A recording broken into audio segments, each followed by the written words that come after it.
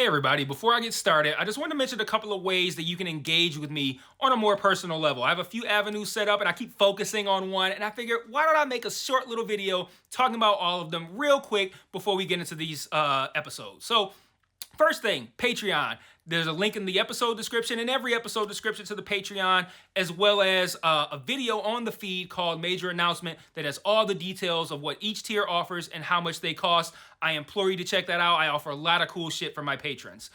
Second thing, the Discord channel. There's also a Discord link in the episode description, and in every episode description, I have multiple channels set up there for each show that I'm covering, and it's a great way to just engage with me. I have a channel set up for MMA talk as well. I'm a big MMA fan, so if you're an MMA fan, you can check that out as well. There's a link to the Discord in the episode description.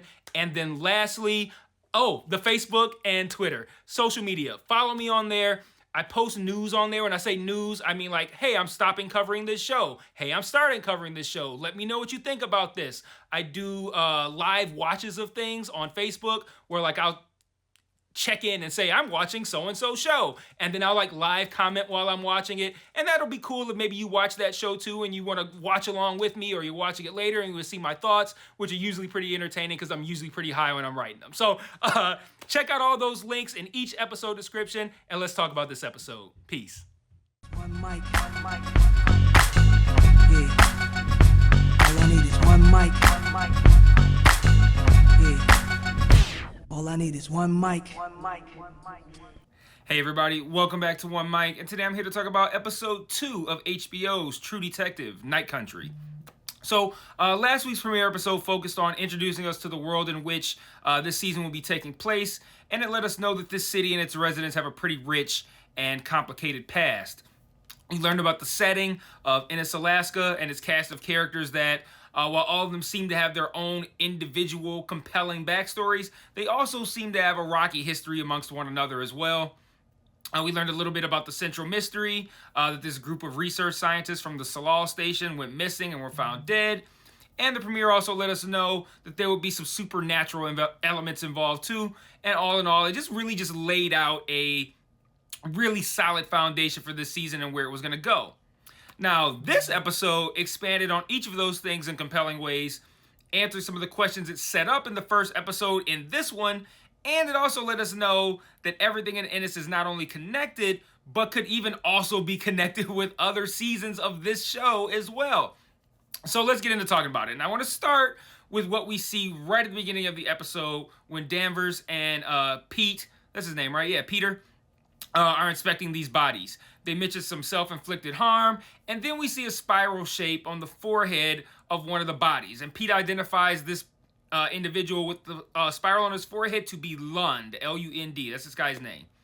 And we see the shape often in these first two episodes, and most notably later in the episode on the chest of Clark. I think his first name's Raymond. Raymond Clark. He's one of the other Salal Station researchers. I'm still unsure if this is merely an Easter egg or if it's a legitimate connection that the show is going to explore, but that spiral shape is from season 1 of True Detective, and it represented a cult figure called the Yellow King. Furthering the connection between the two seasons, we learned that the dead guy named Travis, who led Rose to the researchers' bodies, is named Travis Cole, with Cole spelled the same way, C-O-H-L-E, as Rust Cole, Matthew McConaughey's character from season 1. We learned in season 1 that Russ was raised in Alaska by his father, Travis, after his parents' divorce. And when you couple that with Travis's similar physical appearance and attire, I think we can confirm that this Travis from season 4 is the father of Rust Cole from season 1. Now, feel free to theorize away in the comments regarding what you think this means. Like, is this just stuff to remind us of how much we love season 1? Or are they making a literal connection between the Yellow King figure and cult of season 1 and whatever Annie K and Clark are up to in this season, which we'll get to in a moment? And I don't even want to just say the Yellow King figure of season 1. This connection between Travis and Rust, there's more that we're going to explore later in this video that connects season 1 to season 4 as well. But back to this opening scene. So we see the spiral shape on the forehead of Lund, And moments later, this motherfucker wakes up, right? Great moment to have right before the opening credits. I went back while I was doing my notes for this episode to verify this, but the spiral shape on Lund's forehead is the Lund. Well, I went back to verify that Lund is the guy who woke up right before the credits hit. So I wanted to make sure that the guy who had the spiral shape on his forehead is the one who later woke up, because that's important to what I think is going on here.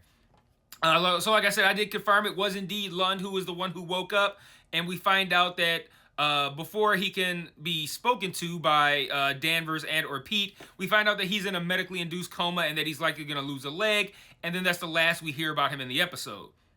I'd imagine talking to him is probably going to be the highlight of whatever episode that conversation takes place in. But at the time of Lund waking up at the scene, I assumed, as I'm sure Danvers did and Pete did, and probably a lot of you guys, that he was never actually dead, that he just he thought he was dead, but this guy just so happened to manage to live. Why would anyone assume that he was dead and came back to life? Like, why would we think that? But it looks like that's what happened. So let's resume our investigation, shall we? Recap by discussing what the researchers at Salal Station, what they were up to exactly. So Danvers finds out that they're working on trying to stop cellular decay and cure things like cancer and autoimmune diseases, AIDS, things like that. Essentially, it sounded to me like they were either trying to prolong life or stave off death altogether. We also learned in this episode that Clark and Annie K were actually together, and together in a sense, like they may not have even been dating. They may have just shared similar philosophies, but regardless, they knew each other and were fond of one another, and they had matching spiral tattoos. Clark had one on his chest, Annie had one on her back. When Navarro finds Clark and Annie K's secret trailer, and if you watch the episode, you know how they got there. Navarro suspected that this one guy was lying when she was showing around a picture of Clark. She goes back to talk to him. He's a minor. Minor isn't someone who works in a mine, not someone who's underage. I'll make it sound like Navarro was badgering children.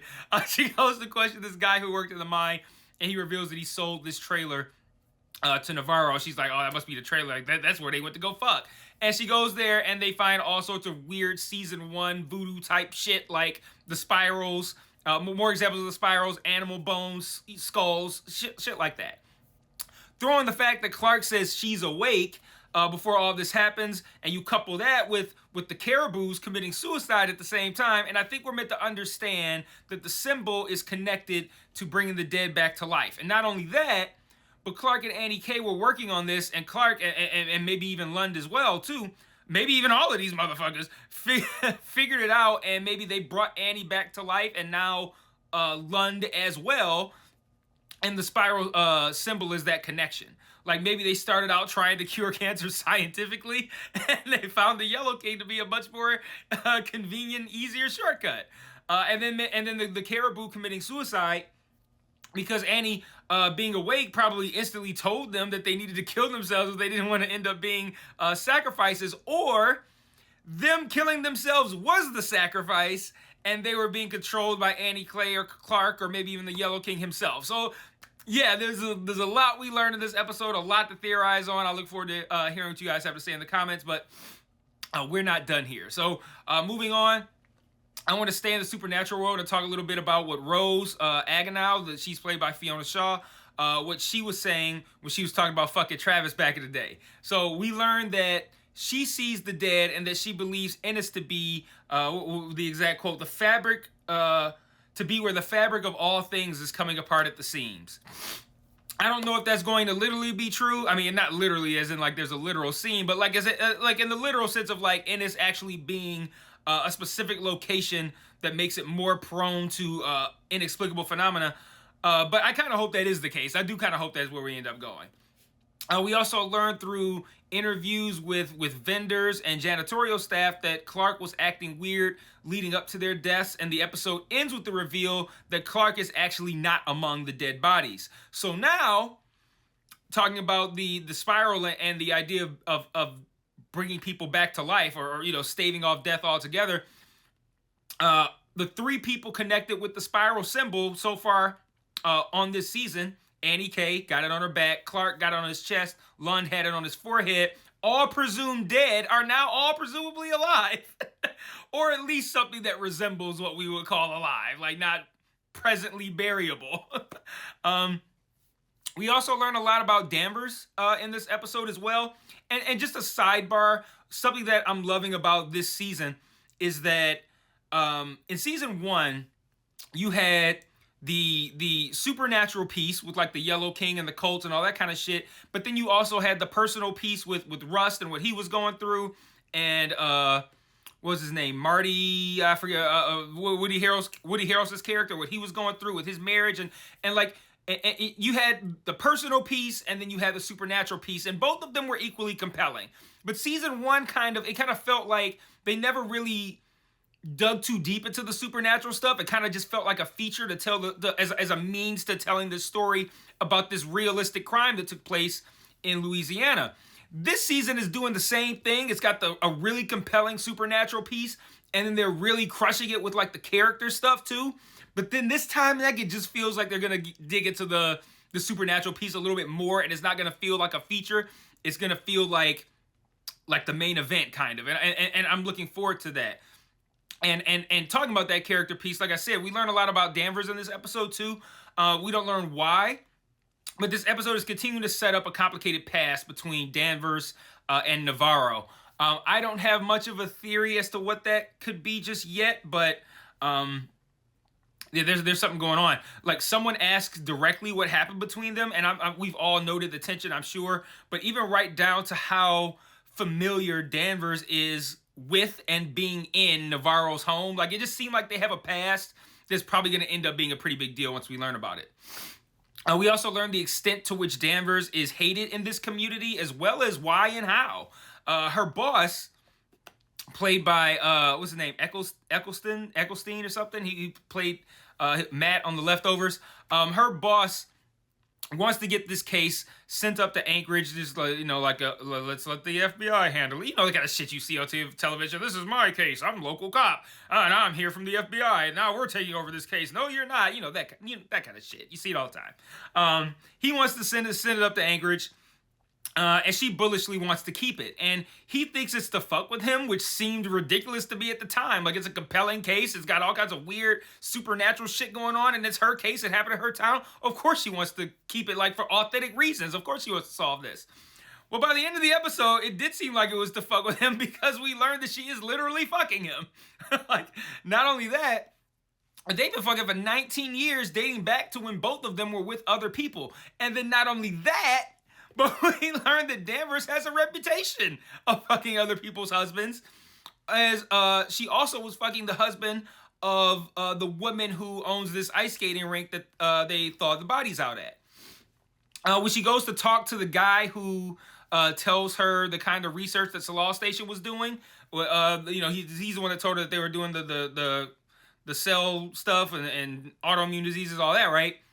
When she first gets there, she dismisses his class, and once the class is gone, he goes, "Come on, I work here," and she's like, "I'm not here for that," which makes me think she's fucking that guy too, and maybe he's the ex-husband of the ice rink lady. I don't know, and maybe that's laid out clearly in the episode and I missed it. But either way, we learned that she has a reputation for fucking other people's husbands, to the point where that guy thought this police officer came in and dismissed his class so that she could fuck him in that moment. Like, that's a reputation that precedes you right there, man. But we also learned that there's like a lot of trauma that could be the cause of Danvers' behavior. So I said last week that her husband or boyfriend, fiance, whoever this guy was, who's probably Leah's father, because she's not the mother, Leah pointed that out in episode 1, that he probably died in a drunk driving accident, because drunk driving was clearly a trigger for her, and that Twist and Shout was on the radio, because that was also very clearly a trigger for her as well when she arrived at Salal Station. And I just want to say, I think episode 1 made it seem like Twist and Shout was what they were listening to at the time, and that just happened to be playing. I think now Twist and Shout was playing very intentionally on that radio, and I'm going to explain why right now.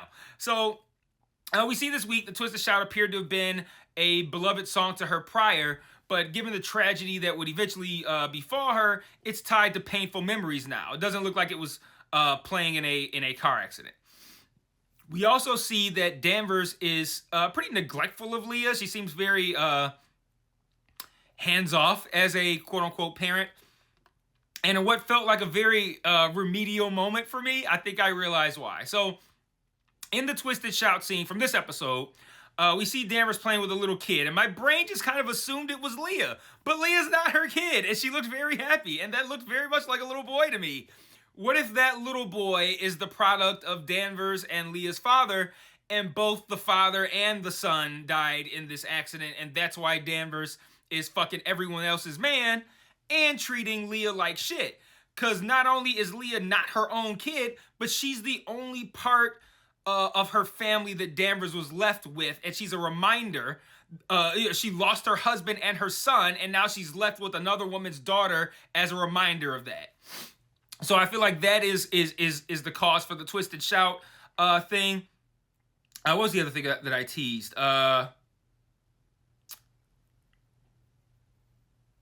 There's another thing that I teased too. I don't know. I'm blanking on it right now, but where was I? Oh, so the last thing I want to talk about is also connected to season 1.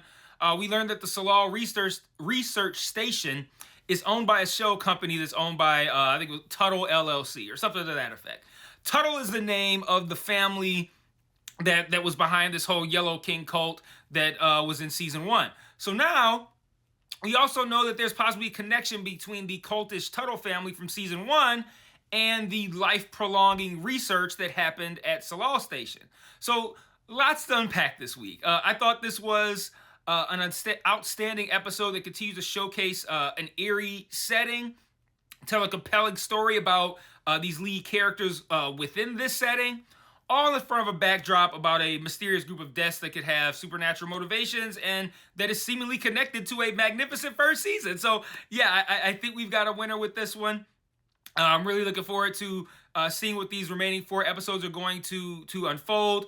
So until next week, let me know what you thought in the comments about the episode. Let me know what your theories are. Let me know what you thought of mine. And I will see you guys next week for episode 3. Until then, peace.